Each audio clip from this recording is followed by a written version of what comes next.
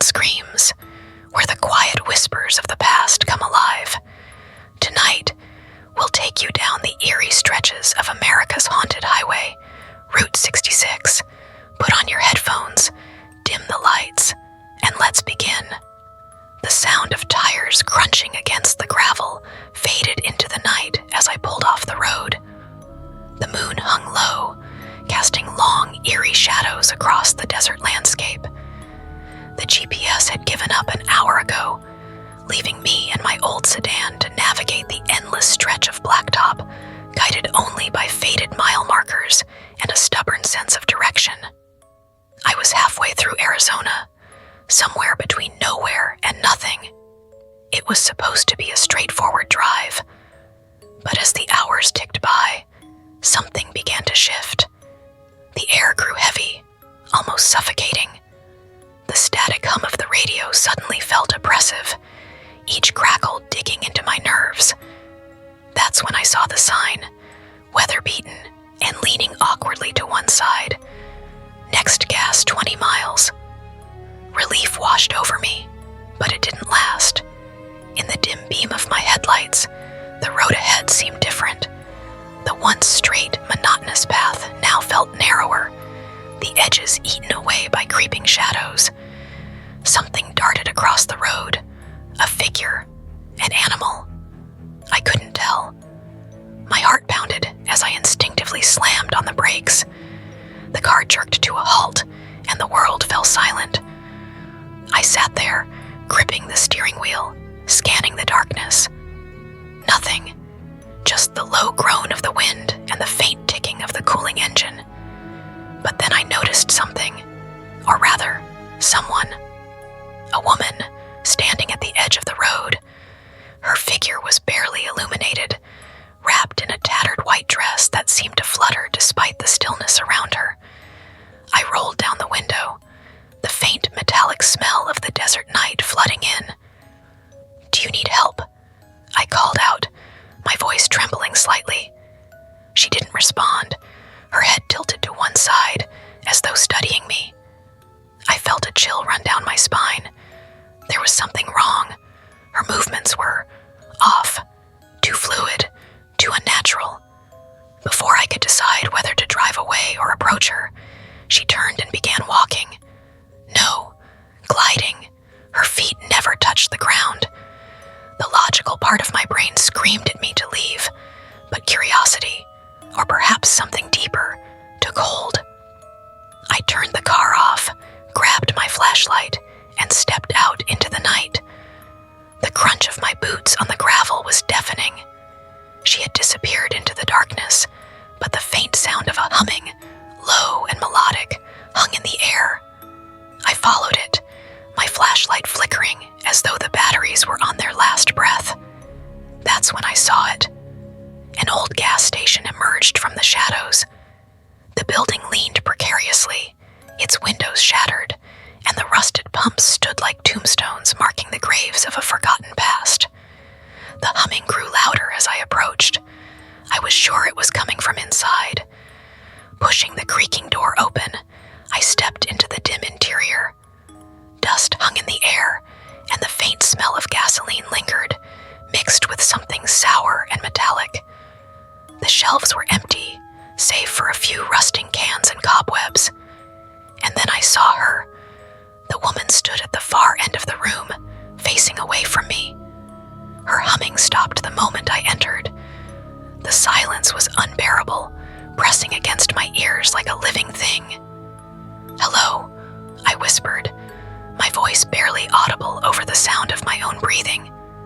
She turned, slowly, unnaturally. Her face, if you could call it that, was a blur, like an old photograph smudged beyond recognition. Yet her eyes burned bright, glowing with a light that seemed to pierce through me. My flashlight flickered violently before dying completely, plunging the room into darkness.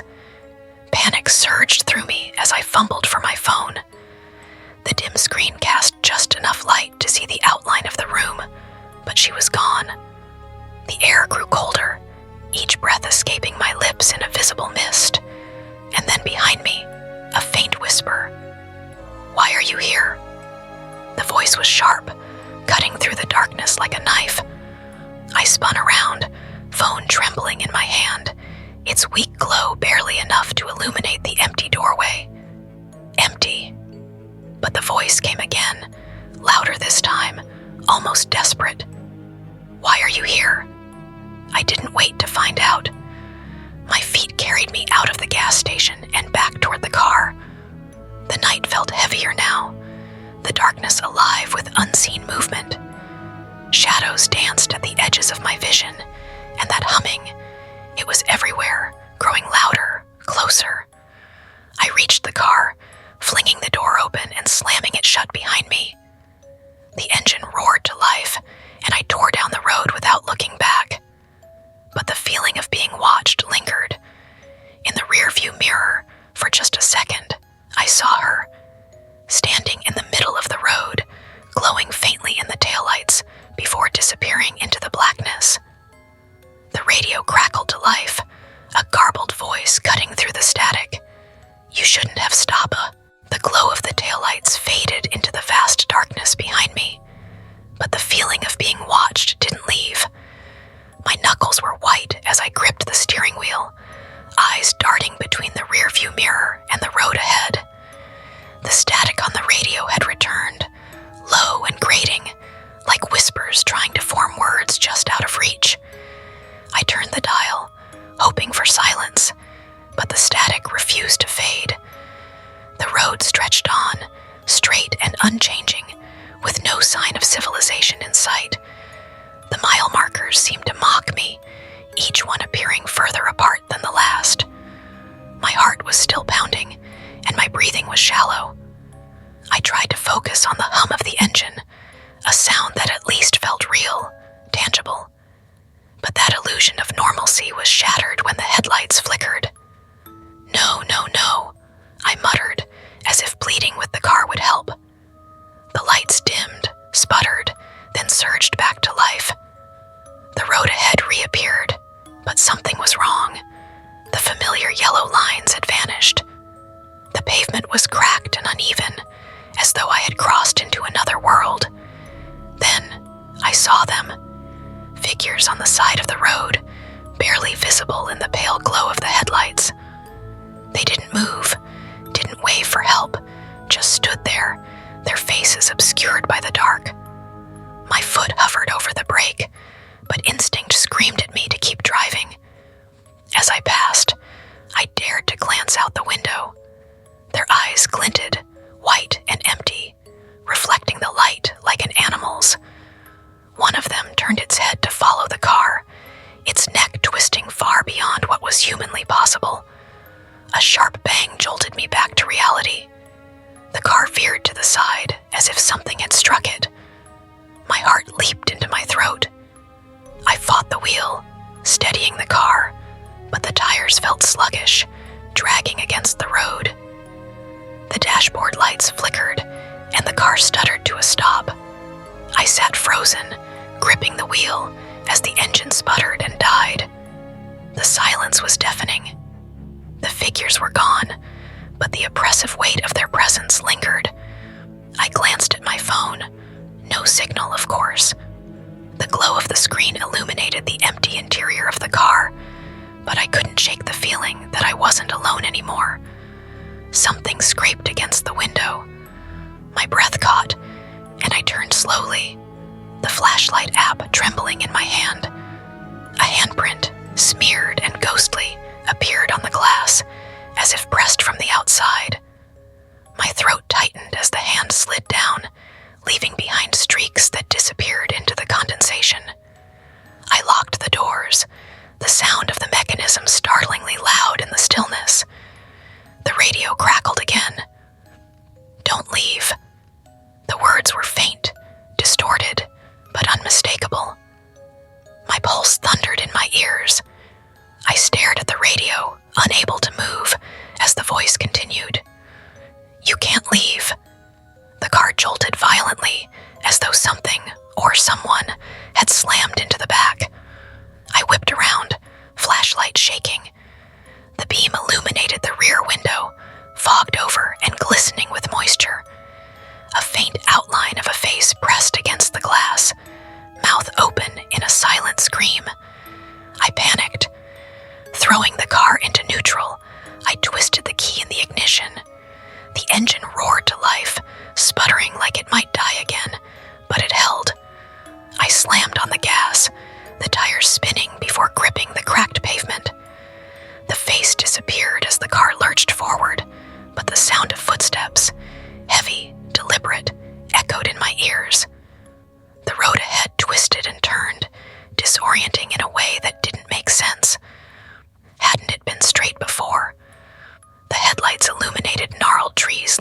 sides, their twisted branches clawing at the sky. The shadows between them seemed to shift, watching, waiting. My mind raced, trying to piece together what was happening, but logic had abandoned me hours ago. Another figure appeared in the road ahead. I didn't slow down. My foot pressed harder on the gas, heart hammering as the car hurtled toward it. But just as the headlights should have engulfed it, the figure vanished, replaced by the deafening thud of impact. The car spun out of control. Gravel sprayed against the undercarriage as the vehicle skidded to a stop, teetering on the edge of a shallow ditch. My head slammed against the steering wheel, and for a moment, everything blurred. Pain shot through my temple, but I forced my eyes open. The headlights illuminated the road ahead, now empty. No figure, no body, just an endless stretch of cracked pavement.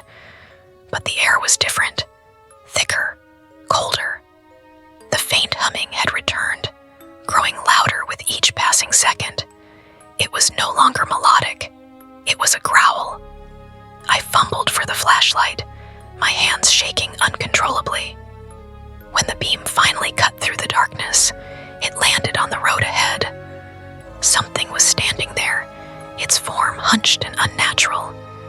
It moved in jerks, limbs bending at